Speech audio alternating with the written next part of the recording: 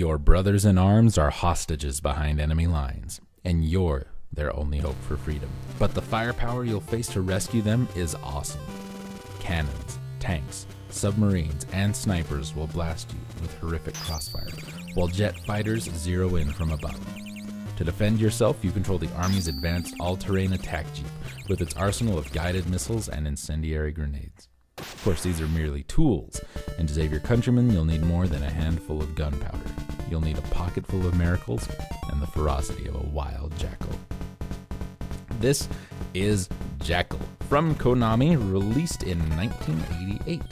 Also available on the PC, and the ZX Spectrum, and the arcade, and the Famicom, and the Commodore 64, and the IBM PC, and the mobile phone, and the Xbox Live via the game room. This was one of the first games I had as a kid. This game was cool. I liked this game.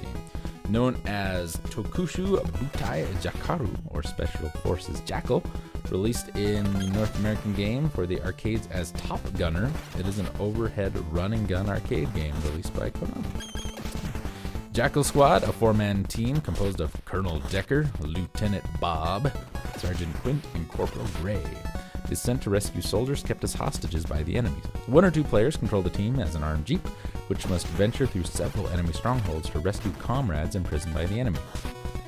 In each of the 6 levels, the goal is to rescue POWs from various buildings and then transfer them to helicopter dust-off locations. Once the soldiers are secure, the player must then proceed to defeat the boss at the end of each level. In the last level, there are 2 bosses that must be defeated. As with most run-and-gun games, there is a point system that can grant the player extra lives depending on the score attained. If a collision occurs with an enemy vehicle or the jeep is hit by a bullet, a life will be lost. Some buildings contain one flashing prisoner. If this man is rescued, the jeep's primary weapon will be upgraded. In addition, if enough prisoners are rescued, a weapon upgrade will be yielded during the unloading process to the rescue helicopter. The jeep's initial weapon consists of a machine gun and grenade launcher. The grenade launcher can be upgraded into a rocket launcher, which can further be upgraded to shoot long-range missiles and 2 kinds of spread missiles. There were 3 versions of the original coin-op game: the original Japanese version, the world version, and the North American version. In the Japanese version, the machine gun shoots in whatever direction the player's jeep is facing, whereas in the worldwide North American version, it is fixed, so that it always shoots towards the top of the screen. In the North American version, the generic orange and blue flags on the player's jeeps were replaced by an American flag. In Japan, the Famicom version was produced, titled Final Command, Akai Yosai, or the Red Fortress, which was released in 1988. A cartridge conversion for the NES was released under the Jackal title in 88 in North America. And the NES version has a number of changes made when compared to the disc system, such as wider levels, a new boss, and a map shown for each level indicating the player's progress. Why? I don't know, it just is. Computer ports of Jackal were also released in '89 in North America for the IBM PC and the Commodore 64. An unrelated Commodore 64 version of Jackal was released in Europe, along with versions for the ZX Spectrum and Amstrad CPC.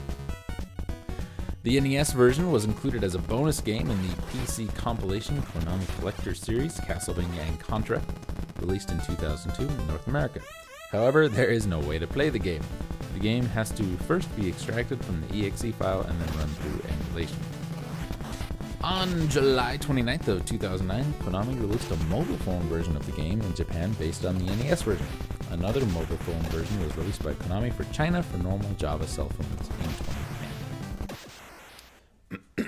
I had never heard of this called a run and gun.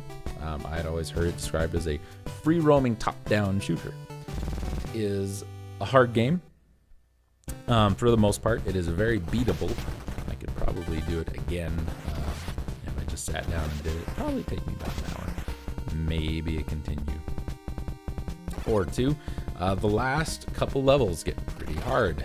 The music's great. The controls are great. If you die, it is your fault.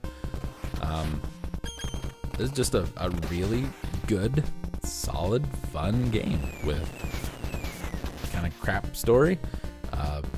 But everything else just perfect.